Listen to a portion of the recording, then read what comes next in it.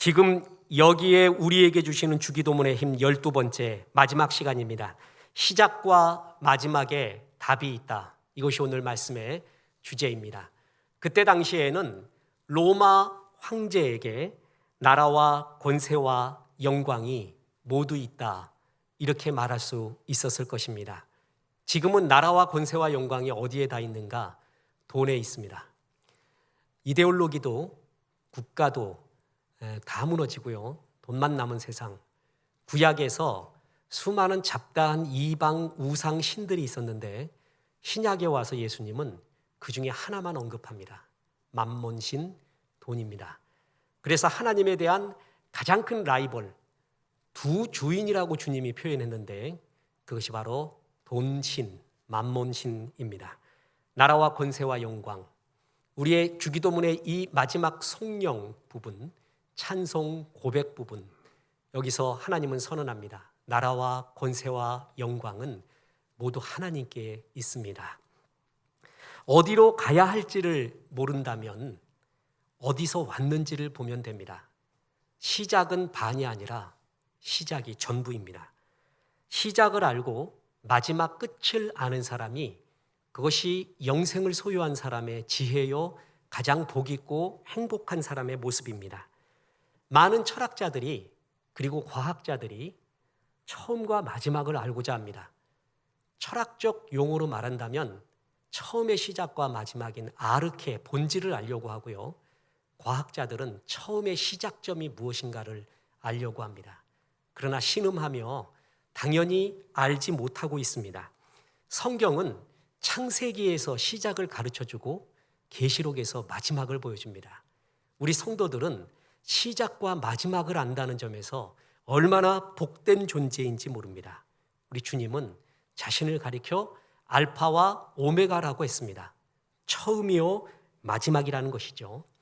그래서 우리 인간의 시작이 무엇이냐 그리고 마지막이 뭐냐를 알면 나는 어떻게 살아야 될 것인가, 어떤 것이 본질이고 어떤 것이 행복이고 어떤 것이 승리의 길이다라는 것을 정확하게 알 수가 있습니다. 우리의 시작은 인간이 시작한 게 아닙니다. 우연히 진화론자들이나 과학자들의 표현처럼, 철학자의 표현처럼 우연히 우주 만물이 그리고 내가 시작된 것이 아닙니다. 나의 시작은 뭐죠? 하나님입니다. 그리고 마지막도 하나님이 결산하십니다. 하나님이 주어입니다. 이거를 가슴에 새길 때 우리는 삶을 어떻게 살아야 되는가를 잘 알 수가 있습니다. 주기도문에서도 기도의 형태가 처음과 마지막이 있어요. 처음이 어떻게 나오죠? 하늘에 계신 우리 아버지요, 이름이 거룩히 여김을 받으시오며, 그리고 맨 마지막이 뭡니까? 나라와 권세와 영광이 아버지께 영원히 있사옵나이다.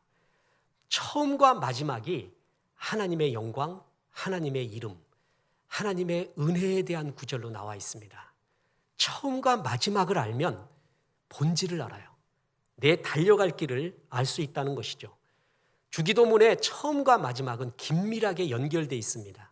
만약 하늘에 계신 우리 아버지요, 이름이 거룩히 여김을 받으시오며를 빼고요, 하늘에 계신 우리 아버지요, 나라와 권세와 영광이 아버지께 영원히 있사옵나이다. 그래도 맞아요. 처음 부분을 마지막으로 갖다 놓고 마지막 부분을 처음 부분으로 갖다 놔도 다 맞습니다. 처음과 마지막이 같다는 얘기예요. 창세기와 계시록은 같습니다. 뭐가 같으냐 하면 하나님이 시작하시고 마무리하시고 하나님이 주관하신다라는 점에서 모두가 동일합니다.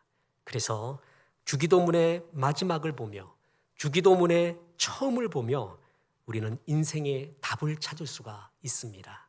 자, 마지막 부분 다시 보겠습니다. 마태복음 6장 13절, 나라와 권세와 영광이 아버지께 영원히 있사옵나이다. 아멘. 너희는, 여기서 세 가지가 나오죠. 나라와 권세와 영광. 너희는 하나님 나라 안에서 살아라. 너희는 하나님의 권세에 의뢰하며 살아라. 너희는 하나님의 영광을 체험하며 하나님의 영광을 위하여 살아라. 그것이 가장 인생의 본질이요 본분이요 행복이요 승리요 달려갈 길이다 라고 이야기해주고 있습니다.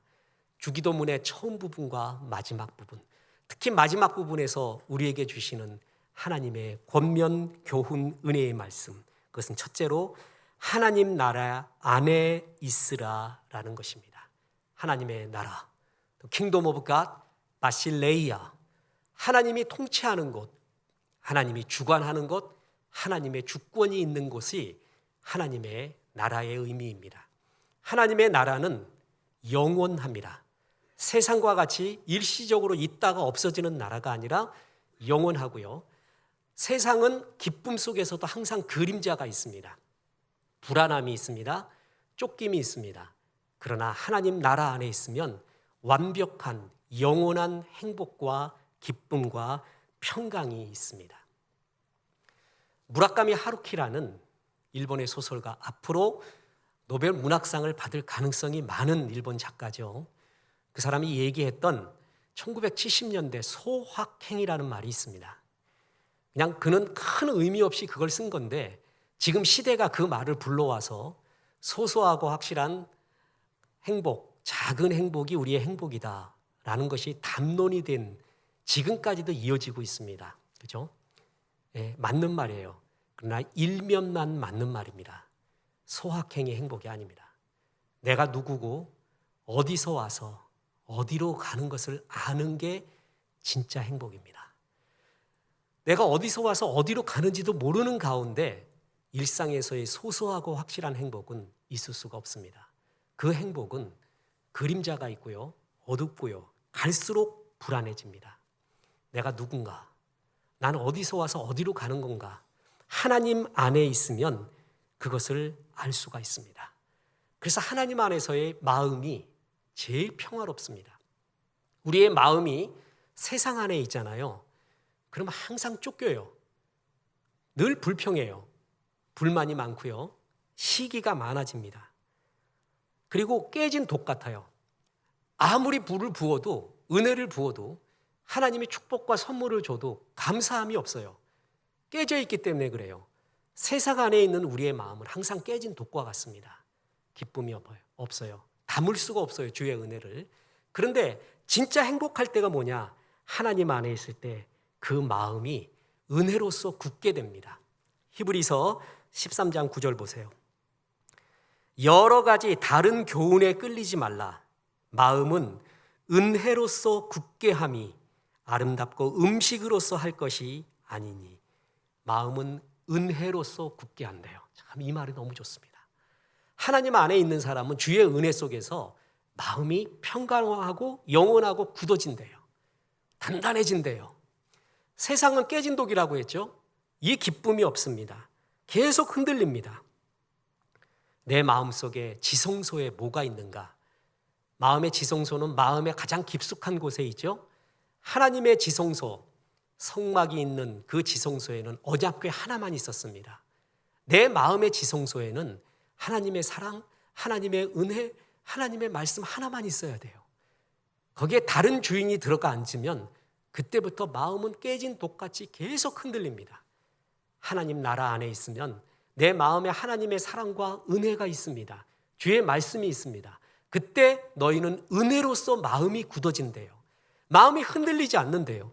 마음이 정말 평강스럽대요.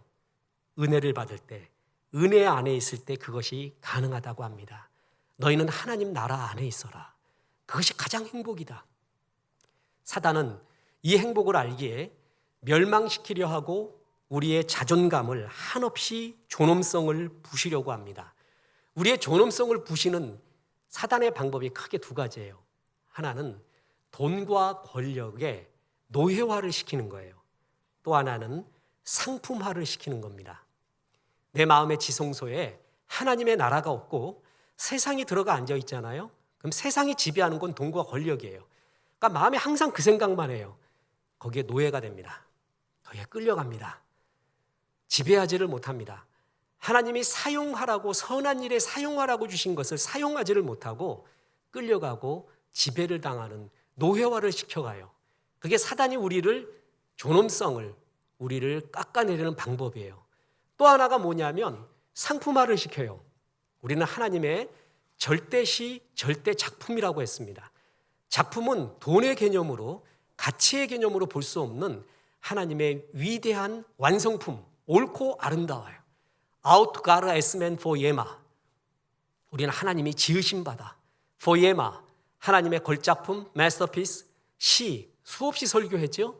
근데 마귀는 하나님의 작품인 우리, 나만이 나타낼 수 있는 주의 영광을 다 무시하고요. 세상의 가치관을 심어요. 그래서 너의 돈을 봐라, 너의 건강을 봐라, 백그라운드를 봐라, 명예를 봐라, 위신을 봐라. 너는 한 5등급 된다. 세상의 가치관에 비교해서 나를 그렇게 평가해줘요. 그 마을에 내가 넘어가잖아요. 그럼 그때부터 계속 5등급 인생을 나는 살게 됩니다. 마귀는 우리를 상품화시켜요. 그리고 돈과 권력에 노예화시켜요. 그렇게 해서 우리를 꼼짝 못하게 해요. 주님이 말합니다. 진짜 행복은 말이야. 세상의 가치관에 나와서 하나님의 나라로 들어와라. 하나님이 통치하는 나라에 있어라. 그래서 하나님의 나라의 통치를 받는, 하나님의 은혜의 지배를 받는 사람의 특징이 뭐예요? 지금 여러분 같이 예배하고 있는 것입니다. 주일 예배를 드린다는 게 뭔지 아세요? 나는 세상에 속해 있지 않다는 저항입니다. 네가 나를 노예화시키려고 하고 상품화시키려 하지만 나는 세상에 속해 있지 않다. 나는 하나님 나라에 속해 있다라는 저항. 그것이 바로 예배입니다. 또 하나가 있습니다. 헌금 생활입니다. 제가 이 헌금을 얘기할 때 헌금 많이 내십시오 하는 통상적인 말과 다르다는 거 아시죠? 일부 예배를 드리고 난 다음에 지금 문자를 4통이나 받았습니다. 아, 그랬구나. 목사님, 특전대 유격훈련 점프가 9m가 아니라 11m입니다. 그러더라고요. 보니까 11m가 맞아요. 저는 딱 한 번 해봐서 기억이 안 나가지고 11m에서 뛰어내릴 때가 제일 무서워요. 더 높아도 안 된대요.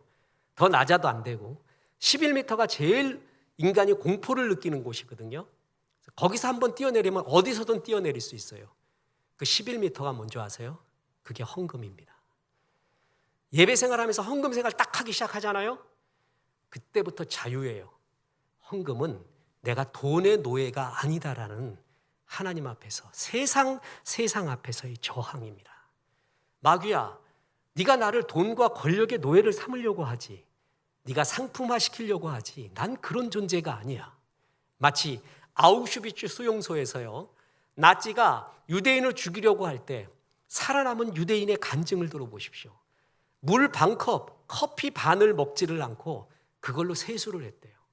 그리고 깨진 유리 조각으로 면도를 하면서 나 죽이려면 죽여봐라. 너는 나를 짐승화시켜서 죽이려고 하지만 난 짐승이 아니야. 사람이고 하나님의 존엄한 존재다라는 것을 그 깨진 유리 조각의 면도로 남은 커피를 갖고 세수를 함으로써 먹지 않고요. 인간임을 보여줬어요. 그때 아무리 낫지라 할지라도 그 사람을 함부로 죽일 수가 없었다는 겁니다. 사단은 우리를 멸망시키려고 해요. 세상 가치관과 세상 나라로 끌고 가요. 너 이것만 건드리면 꼼짝 못하지. 돈과 권력의 노예. 너 이것만 말하면 꼼짝 못하지. 상품화.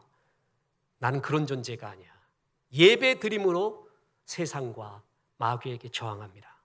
헌금함으로 마귀에게 저항합니다. 아니라고. 하나님 나라에 속해 있다고. 너희는 하나님 나라에 속해라. 나라와 권세와 영광이 아버지께 있다. 하나님 나라에 속해서 살아라. 그게 너의 본질이요, 달려갈 길이요, 행복이 거기에 있다. 주님은 그렇게 말합니다. 뿐만 아닙니다. 너는 하나님의 권세를 구하라.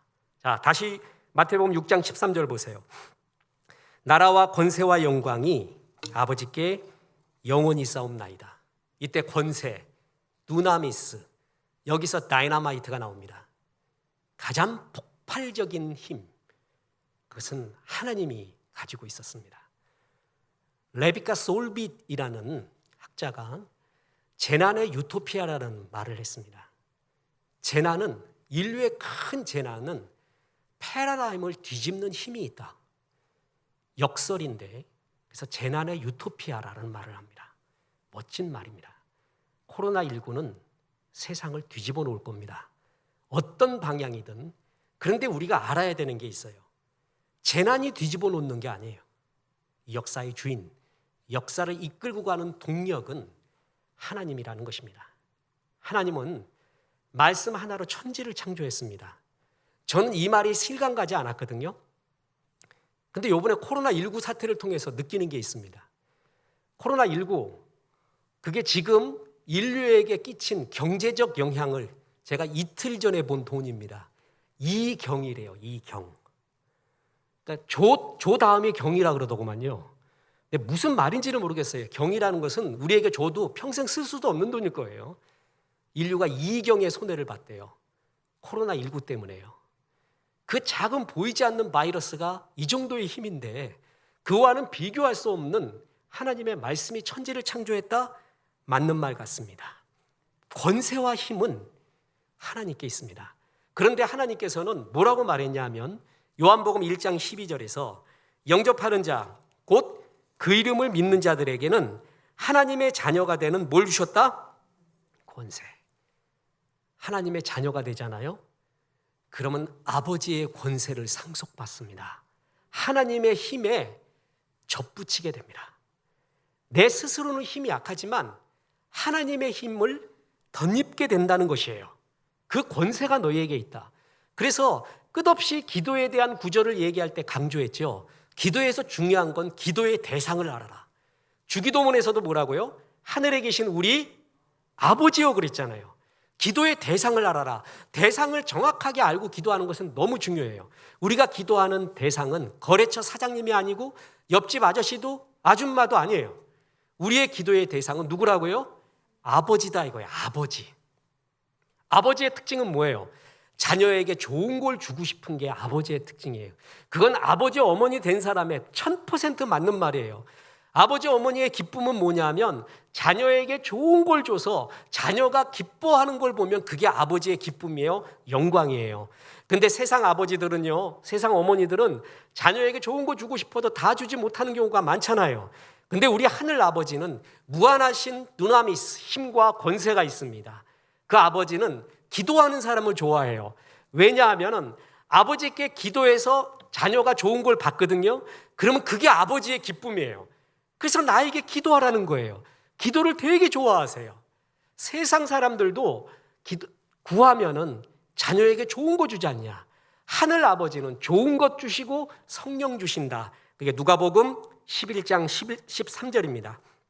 너희가 악할지라도 좋은 것을 자식에게 줄 줄 알거든 하물며 너희 하늘 아버지께 구하는 자에게 성령을 주시지 않겠느냐 하시니라. 누가복음에서는 성령, 마태복음에서는 뭐예요? 좋은 것, 성령을 주는 것. 누구에게? 기도하는 자에게. 이게 하늘의 법칙이에요. 기도할 때 받을 수가 있어요. 너희가 얻지 못하는 것은 뭐 하지 않기 때문이라고요? 구하지 않기 때문이에요. 구하지 않으면, 기도하지 않으면 얻을 수 없는 게 하늘의 법이에요.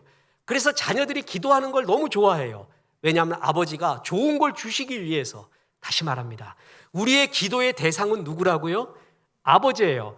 아버지는 자녀에게 좋은 걸 주는 게 아버지의 제일 큰 기쁨이에요.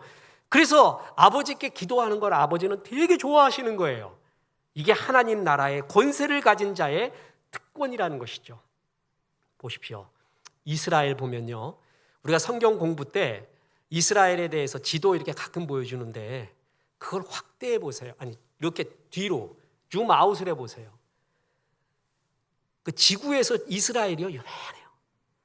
너무 초라해요. 전 세계사에서요, 작은 나라 약소국각은 항상 강대국에 먹힙니다. 그래서 중국에서 보면 한족이 80%라 그러죠. 원래 한족은 20%라고 합니다. 근데 전부 한족이래, 자기들. 말도 다르고 생김새도 다른데 전부 한족이래. 주류에 자기가 끼고 싶은 거예요. 다 한족이라고 말하더래요. 작은 민족은 큰 민족에 먹힙니다. 문화도 먹히고 가치관도 먹히고 다 먹혀요. 전 세계사에서 그렇게 작은데도 강대국에 먹히지 않은 하나의 유일한 예외가 있었어요. 크게 보면 두 개고요. 하나가 유대인, 하나가 초대 그리스도인입니다. 유대인들은요, 처음에 애굽, 이집트 말이에요. 그 다음에 아시리아, 바벨론, 페르시아, 알렉산더의 헬라 제국, 그 다음에 로마, 그 다음에 세계대전 계속 겪으면서 강대국 옆에 있었어요. 초강대국이요. 그런 가운데 문화를 잃지 않아요. 비록 타락의 일순간적인 면은 있었지만 야훼 신앙을 잃지 않고 하나님의 문화를 잃지 않아요. 사회과학을, 역사를 연구하는 사람도 기적이래요. 이게 어떻게 이게 가능한가? 세계사는 약한 자가 강한 자에 먹혀요. 역사는 강자의 기록입니다. 그래서 강자는 역사를 남기고 패자는 전설을 남긴다, 신화를 남긴다라는 말이 있습니다. 거기에 끼지 못하니까 신화를 남길 수밖에 없는 게 지금 현실이거든요. 그런데 그 강자 사이에서 약자가 힘을 얻고 약자가 도략을 하고 하나님 앞에서 크게 된 예가 이스라엘이에요. 그리고 초대교인이에요. 왜 가능했는지 아십니까? 그들의 권세가 아닌 하나님의 권세에 덧붙여졌기 때문에 그래요. 우리 크리스찬들은 약해 보여요. 연약해 보여요. 주일날 빠지죠. 헌금 빼지요. 봉사한다고 시간 빼지요. 세상은 그걸 다 더해도 이길 수 없는 세상이라고 하는데 우린 다 빼고 해요. 레위인 빼고 해요. 그런데도 이길 수 있는 이유가 뭔지 아세요? 우리는 하나님 나라 안에 있고 하나님의 권세가 우리와 함께하고 있기 때문에 그래요. 코로나 걸렸냐? 많이 있냐? 재앙이 있냐? 내가 너에게 특권 하나를 주마 하며 주님이 약속한 게 있습니다. 보십시오. 역대하 20장 9절. 만일 재앙이나 난리나 견책이나 전염병이나 기근이 우리에게 임하면 주의 이름이 이 성전에 있으니 우리가 이 성전 앞과 주 앞에 서서 이 환난 가운데서 주께 부르짖은즉 들으시고 구원하시리라 하였나이다. 자, 크리스찬에게요 환난과 기근과 염려와 고난이 면제되지 않습니다. 이렇게 말하면 거짓말입니다. 그건 거짓 복음입니다. 우리에게도 똑같이 임할 수 있습니다. 그리고 임하고 있는 것이 현실입니다. 그런데 대응 방법, 그걸 헤쳐나오는 방법이 다르다는 거예요. 너에게는 특권 하나를 주겠는데 성전에서 기도하라. 전 이 구절이 그렇게 좋아요. 교회 오면은요 여기서 기도하는 성도님들 꽤 있습니다. 그러면 제가 목사잖아요. 담임 목사잖아요. 그래도 그 성도들 보면 경외스러워요. 그리고 이 구절이 생각이 나고요. 속으로 축복이 저절로 일어나요. 축복 받을 거예요. 그 문제 아무리 많아도 해결받을 거예요. 당신 괜찮은 사람이에요. 신뢰가 가요. 신뢰. 경외감이 가고 신뢰가 가요. 환난이 임할 것이다. 그래. 그런데 이 성전이 너희에게 있지 않느냐. 그 성전 앞에서 주 앞에 서서 환난 가운데 주께 부르짖은즉 주님이 들으시고 구원하시리라.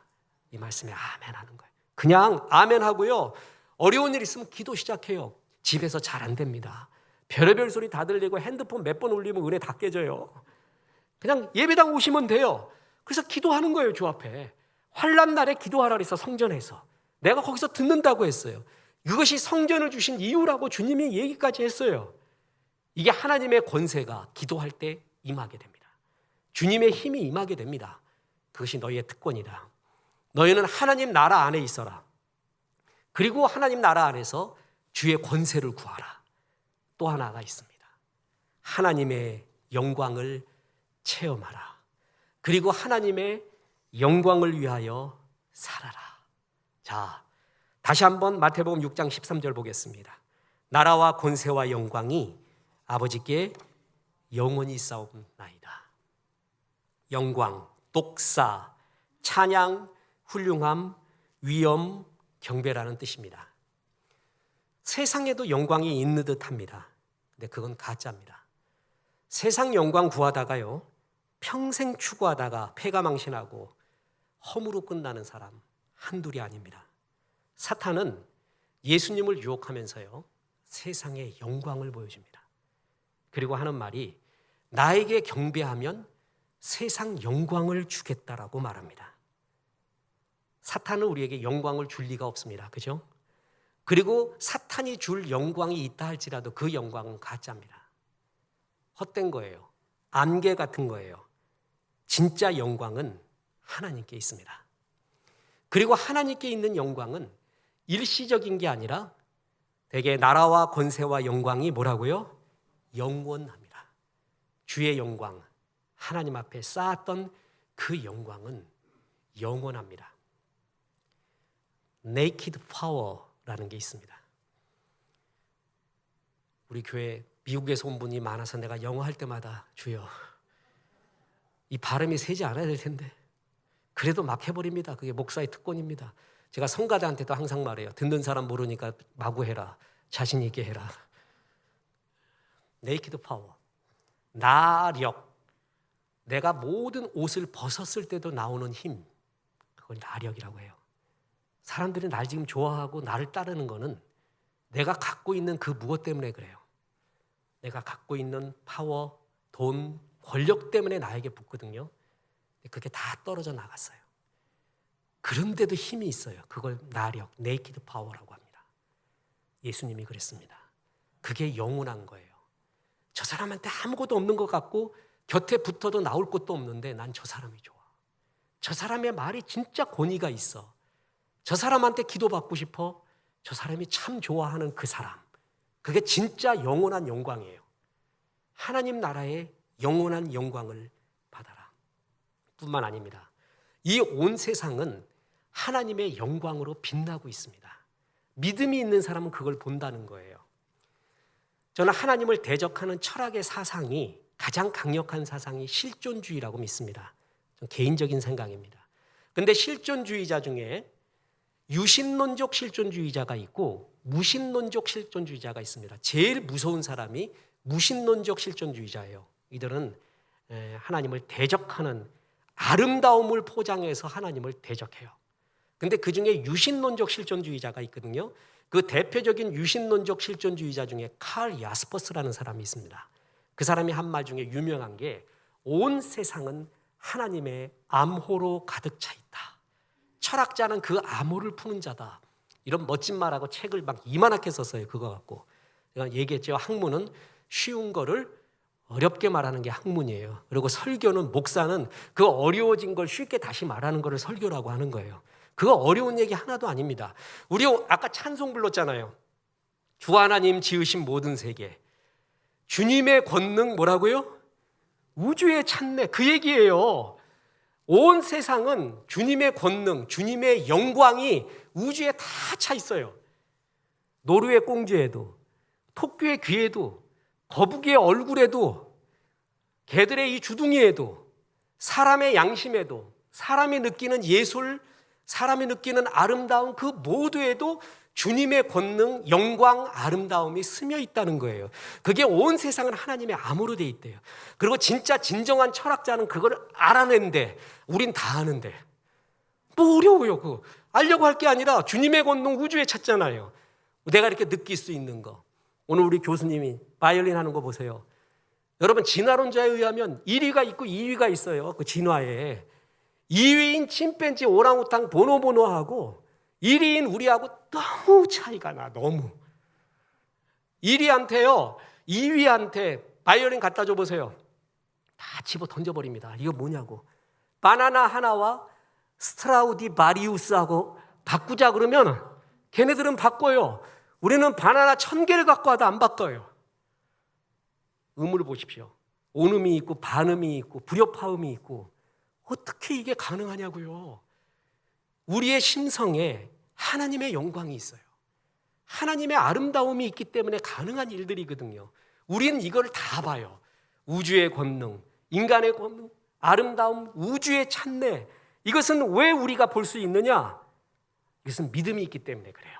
자, 보세요. 요한복음 11장 40절에 예수께서 이르시되 내 말이 네가 믿으면 하나님의 뭐라고요? 영광을 보리라. 믿음을 가진 자의 특징은 세상도 보지만 이 세상에 있는 하나님의 영광을 봐요. 믿음이 없는 사람은 이걸 보지를 못해요. 자기의 이성의 탓이래요. 자기들이 시작했고 기원을 알 수 없으니까 우연히 시작됐대요. 우리는 하나님의 영광을 다 보고 있어요. 주님은 말합니다. 너 시작과 마지막에서 너의 답을 찾아라. 달려갈 길을 찾아라. 시작이 하나님의 영광으로 했고 지금도 하나님의 영광이 가득 차 있고 하나님의 영광으로 마치게 된다. 너는 이 영광을 체험해라. 믿음으로 볼 수 있다. 그리고 그 하나님의 영광이라고 사람들에게 말하며 살아라. 그게 전도예요. 우리의 아름다움, 이 세상의 질서, 모든 것은 주님의 영광 때문에 그렇습니다. 주님의 영광이 이 모든 것에 빛나고 있습니다. 그걸 전하며 살아다오. 그게 바로 전도요, 선교라는 것입니다. 보십시오. 구약에서 참 한 맺힌 사람, 그가 제명에 갔다는 것이 기적인 사람 요셉입니다. 그 요셉이 애굽에서 두 아들을 낳거든요. 두 아들의 이름이 첫 번째가 므낫세입니다. 두 번째가 에브라임이에요. 요셉의 아들의 이름에 얽혀있는 신앙적 의미가 얼마나 큰지 모릅니다. 므낫세의 뜻은 잊었다라는 말입니다. 그리고 에브라임은 번성, 창성, 부흥, 영광이라는 뜻입니다. 하나님은 잊게 합니다. 과거를 잊게 하고요. 내 아픔을, 슬픔을, 괴로움을, 좌절을 잊게 합니다. 그리고 하나님의 영광을 보여줍니다. 므낫세와 에브라임의 뜻입니다. 우리는 나이 들면서 아는 것이 있습니다. 힘이 많은 것도 은혜인데 힘이 빠지는 것, 힘을 빼는 것도 은혜구나라는 걸 알아요. 신앙의 경륜을 먹으면서 달려가는 것도 은혜지만 스톱하는 건 더 큰 은혜구나라는 걸 알아요. 나이 들어가면서 신앙의 경륜을 먹어가면서 잘 기억하고 총명한 것도 은혜인데 잊어버리는 건 더 큰 은혜구나라는 걸 알아요. 제가 일부 예배 마치고 또 하나의 문자를 받았다 그랬죠. 이순에 대한 거였습니다.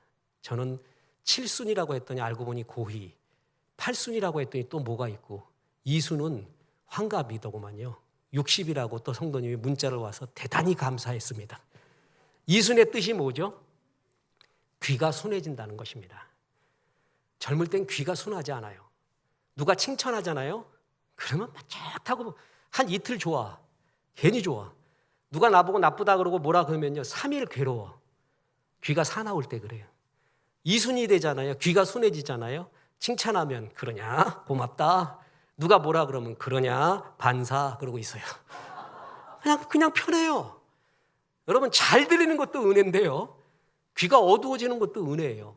힘이 많은 것도 은혜라는 걸 알겠지만 때때로 그 힘 갖고 내가 죄악을 통했어요. 내 영광을 위했어요. 하나님이 때때로 힘을 빼요. 사막에 차가 빠졌을 때는 타이어 바람을 빼요. 그래서 올라오는 거예요. 때로는 힘이 빠졌을 때 올라갈 수가 있는 힘이 생겨요. 그래서 힘 빼는 것도 하나님의 은혜입니다. 잘 기억하고 총명한 것도 은혜인데 하나님이 나로 하여금 잊게 해요. 사람 제일 괴로운 사람이 뭐예요? 총명하고 다 기억해. 저놈이 나한테 뭔 짓을 했는지 그 액수까지 몇 월 며칠 장소까지 다 기억해요. 그때의 향기, 그때의 바람, 그때 카페 이름 다 기억해. 그래서 저녁마다 생각나. 꿈에도 나타나네. 아침에도 생각나. 그 사람이 아무리 성공했어도 그게 성공입니까? 하나님의 은혜는 므낫세, 잊게 합니다. 잊어버리게 하는 것도 주의 은혜예요. 대신에 잊는 걸로 끝나는 게 아니라 에브라임 뭐예요? 영광을 준다는 거예요. 야 그거 아무것도 아니야. 이 영광이 있는데 야 그거 버려. 너 100만 원 손해봤냐? 1억 벌면 되잖아. 야 영광이 있으면 되지. 뭘 이렇게 지나간 거 생각하니?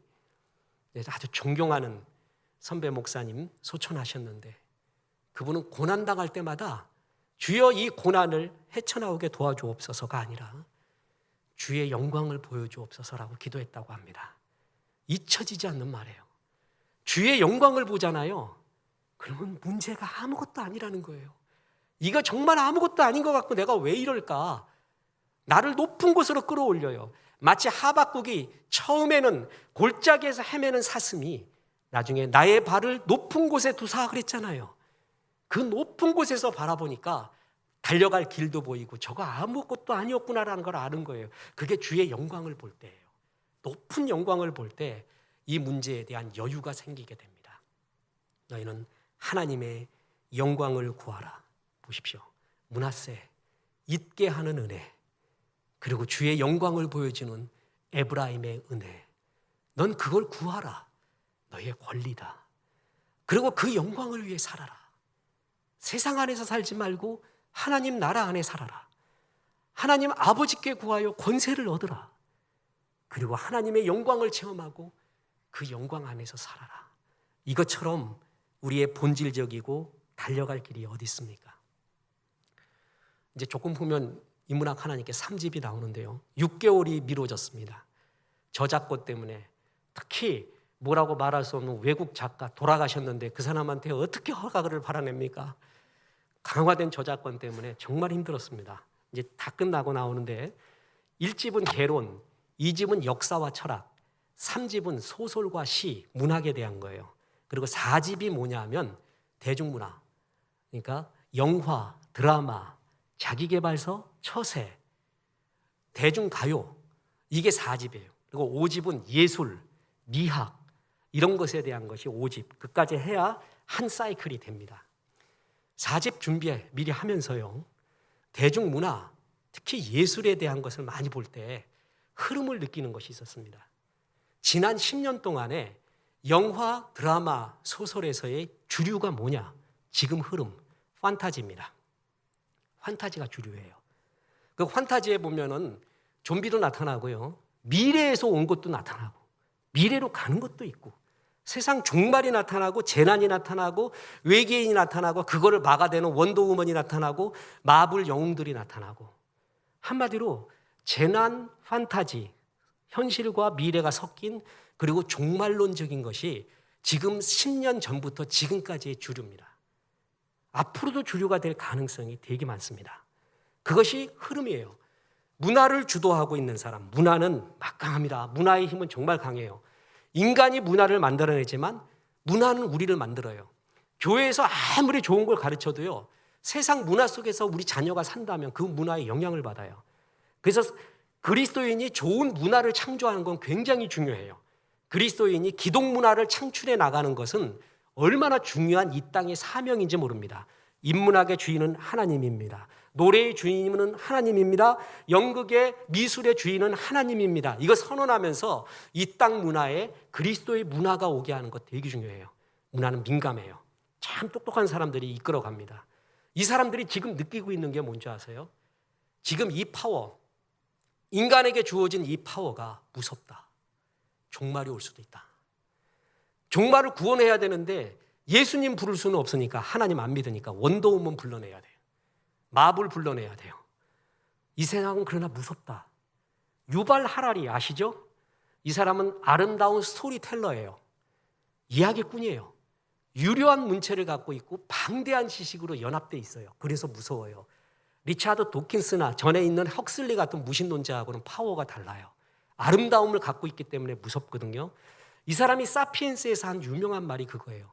인간은 호모 데우스가 되었다. 거의 신적인 존재가 되었는데, 나도 무서운 것은 이 힘의 방향을 어디로 써야 될지를 모르고 어디로 가야 될지를 모른다. 어디로 가야 될지는 모르지만, 어느 방향을 향해야 될지는 모르지만 신적인 힘을 갖고 있는 신처럼 무서운 신이 어디 있을까? 자기도 무서운 거예요. 이 세상 이렇게 나가다가는 무섭게 변할 수 있고 우리 스스로가 파괴할 가능성이 많구나라는 것을 문화인들은 느끼고 있는 거예요. 그게 10년 전부터의 지금까지의 흐름이라 말이죠. 세상 문화가 그렇습니다. 이 세상은요, 하나님의 영광이 아닌 세상 영광 속에서 살면은 그 끝이 이런 허무와 무서움으로 계속 달려갑니다. 이 가운데 우리를 이런 머리를 주시고 또한 이런 아름다움을 주시고 또한 이런 생각을 다 주신 것은 하나님입니다. 하나님의 영광을 드러내는 삶, 그게 얼마나 중요한지 모릅니다. 우리가 지금 하고 있는 나라와 권세와 영광의 아버지께 영원히 싸움나이다, 그 앞에 대계라는 말이 나오죠. 그것 때문에 우스갯소리가 있었습니다. 실제 있었던 일이라고 합니다. 찬송가 편찬위원회에서요, 옛날에 하다가 이 부분을 뺍시다라고 얘기했대요. 찬송가 앞에 주기도문 들어가거든요. 대개 나라와 권세와 영광에서 대개를 뺍시다. 그래서 왜 뺍니까? 그랬더니 아니, 하나님 나라와 권세와 영광이 확실하게 있어야지 대충 있으면 어떡합니까? 그래서 뺍시다 이렇게 얘기했대요. 그 대개가 대충이라는 말이 아니라 왜냐하면, 호티라고 불러서 왜냐하면 이는 하는 이유를 뜻하는 접속사예요. 그래서 이 구절을 더 사역을 해서 정확하게 풀면은요, 우리가 기도드리는 이유는 나라와 권세와 영광이 아버지께 영원히 있기 때문입니다. 우리가 행복하게 사는 이유는 나라와 권세와 영광이 아버지께 있기 때문입니다. 그 얘기예요. 이 모든 영광의 근원이 아버지께 있습니다. 구약 유다에서요 3대 성군이 있습니다. 7대 여호사밧 왕, 15대 히스기야, 18대 요시야 왕. 이를 3대 성왕이라고 불러요. 북왕국은 아무도 없습니다. 북왕국은 악, 최악, 극악, 악, 최악, 극악 이런 왕이고, 그래도 남유다에는 이런 왕들이 있었거든요. 근데 이 3대 성왕들, 성왕이라고 하는 사람들의 기준이 있어요. 무슨 기준으로 삼냐면 다윗이었습니다. 다윗. 그들은 다윗처럼 했대요. 다윗이 뭘 했길래? 사람은 많이 좁으면 알거든요.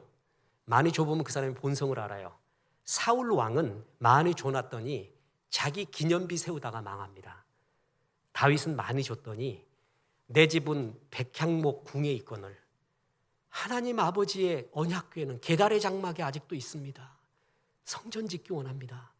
줘봤더니 그런 사람이었어요. 하나님은 다윗을 너무 좋아했어요. 특히 다윗의 기도가 있거든요. 다윗은 정말 영리한 기도를 합니다. 아버지께 용돈을 받아낼 수 있는 그러한 기도를 합니다. 청소년 여러분, 이 기도를 알면은 아버지께 용돈 받을 수 있는, 아버지가 빚내서라도 용돈을 주는 그 방법이 다윗의 기도에 있습니다. 보세요. 시편 27편 1절. 여호와는 나의 빛이요 나의 구원이시니 내가 누구를 두려워하리요. 여호와는 내 생명의 능력이시니 내가 누구를 무서워하리요. 우리 아버지 최고니까 누굴 내가 무서워하냐? 우리 아버지 최고인데 누굴 두려워하겠냐? 이 말을 뒤집어 보세요. 그 뒤에 뭐가 있다는, 어떤 존재가 있다는 거죠. 내 뒤에 무섭고 두려운 존재가 있다는 얘기예요. 그러면 대개 이렇게 기도하잖아요.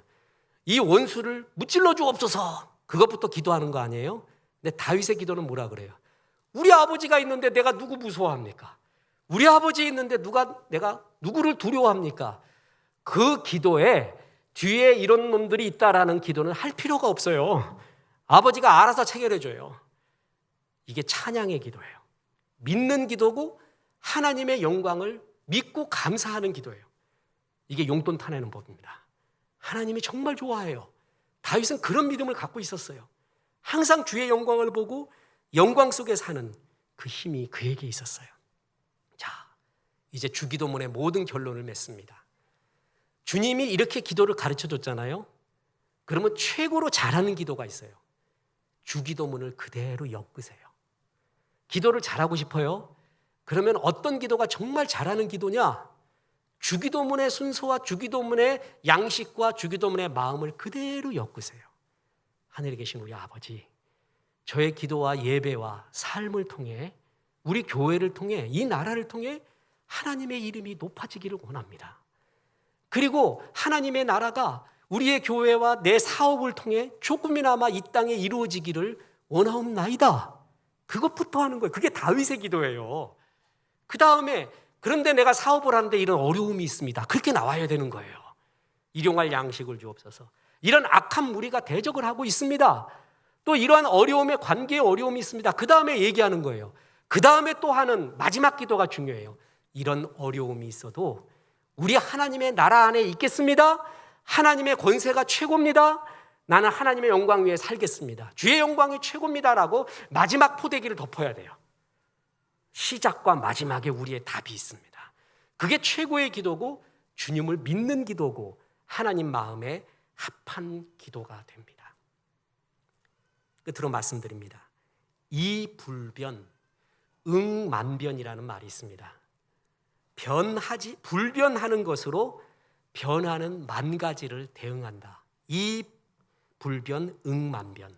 변하지 않는 걸로 수없이 변하는 것을 이겨간다는 얘기입니다. 김구 선생이 8.15 광복을 맞이하면서 상해 임시정부 요원들을 한국으로 귀국시키면서 마지막 강연 때 이 얘기합니다. 그리고 베트남 최고의 영웅인 호치민이 제일 좋아하는 철학이 바로 이 말입니다. 변하지 않는 걸로 변하는 세상을 대응하자. 이 세상 다 변합니다.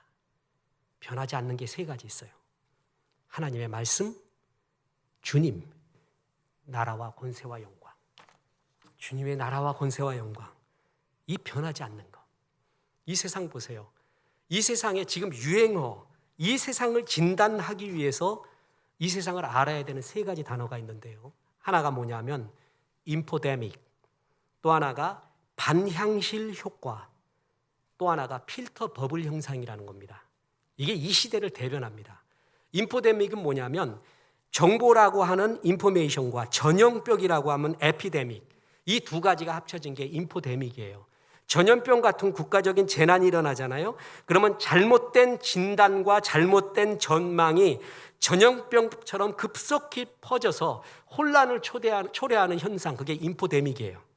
가짜뉴스 이른바. 맞지 않는 말. 그게 이 세상이에요. 어려운 일 있을 때마다 인포데믹의 세상이에요. 또 사람들은요, 인터넷 통해서 세상을 안다고 생각을 해요. 근데 천만의 말씀일 가능성이 많습니다. 왜냐하면 인터넷에서의 알고리즘은 내가 좋아요를 누르는 순간 생각이 다른 사람들이 못 들어와요. 좋아요 그룹들만 다 들어와요. 좋아요에서 말했던 그 그룹들이 전부 나를 감싸고 있습니다. 전부 나를 지배하고 있어요. 그거를 반향실 효과, 에코 챔버라고 합니다. 이렇게 갇혀진 방 안에서 야 하고 소리 지르면 그것이 메아리가 돼서 나한테 다시 들어오잖아요. 세상을 아는 것 같아도 컴퓨터의 알고리즘은 좋아요를 통해서 전부 내가 좋아하는 경향들만 다 들어와요. 특히 이걸 알아갖고 필터 버블 현상은 뭐냐면 정보를 제공하는 사람이 이용자에게 이 사람은 이걸 좋아하는구나, 그래서 그것만 계속 줘. 그러니까 나는 좋아요 그룹들만 계속 만나고 정보를 제공해 주는 사람도 너 이거 좋아하니까 이것만 받아. 그래갖고 계속 그 속에만 있어요. 이거를 뚫고 나가는 정신이 필요해요. 깨어나가는 정신이 필요해요. 그게 뭐예요? 영원한 것이에요. 영원한 하나님의 말씀이 있어야 돼요. 영원한 주님이 있어야 되고 영원한 하나님의 나라와 권세와 영광이 있어야 이런 도구화된 내 생각을 끊고 이 세상 속에서 나갈 수 있는 사고, 창의적 사고가 그때 펼쳐지게 됩니다. 아무리 좋아요 그룹들이 나한테 이렇게 말을 해도 정보 제공자가 너는 이거 좋아하니까 이거 많이 가져라고 얘기를 해도 하나님 말씀에 이게 아니에요. 하나님 말씀은 다른 걸 말해요. 더 큰 걸 말해요. 그 세상보다 하나님 나라에도 권위를 두면서 세상의 가치관, 고착화된 가치관을 내가 깰 수가 있습니다. 성경이 영원합니다. 시작과 마지막이에요. 주님이 시작과 마지막이에요. 하나님의 나라와 권세와 영광이 시작과 마지막, 불변하는 것입니다. 이 불변하는 것으로 수없이 변하는 세상들을 이겨내야 됩니다. 끝으로 봅니다. 히브리서 13장 8절, 예수 그리스도는 어제나 오늘이나 영원토록 동일하신지라. 이사야 40장 8절, 풀은 마르고 꽃은 시드나 하나님의 말씀은 영원히 서리라. 오늘 읽었던 마태복음 6장 13절, 나라와 권세와 영광이 아버지께 영원히 싸움나이다. 그렇습니다. 우리는 영원, 변하지 않는 것, 시작과 마지막을 소유한 백성들입니다. 이걸 소중히 여기십시오. 여기에 답이 있습니다. 하나님 나라 가운데 있으십시오. 하나님의 권세를 덧입으십시오. 그리고 하나님의 영광을 늘 체험하십시오. 내 아픔보다 고난보다 주의 영광을 더 많이 보십시오. 그리고 그 영광을 전하며 사십시오. 이럴 때 우리의 기도와 우리의 삶은 아름답게 빛나고 영생의 삶으로 하나님 앞에 충만할 것입니다. 이런 삶 사시기를 주 예수의 이름으로 축원합니다.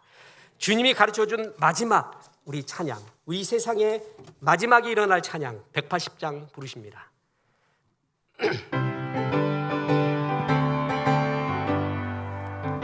하나님의 나팔 소리 천지 진동할 때에 예수 영광 중에 구름 타시고 센스타들을 세계 만국 모든 곳에 보내요. 구원받은 성도들을 아멘. 나팔 불 때 나의 이름, 나팔 불 때 나의 이름, 나팔 불 때 나의 이름 부를 때의 잔치 참 3절입니다. 주님 다시 오실 날을 우리 알 수 없으니 항상 기도하고 깨어 있어서 기쁨으로 보좌 앞에 우리 나가서도록 그때까지 참고 기다리겠네.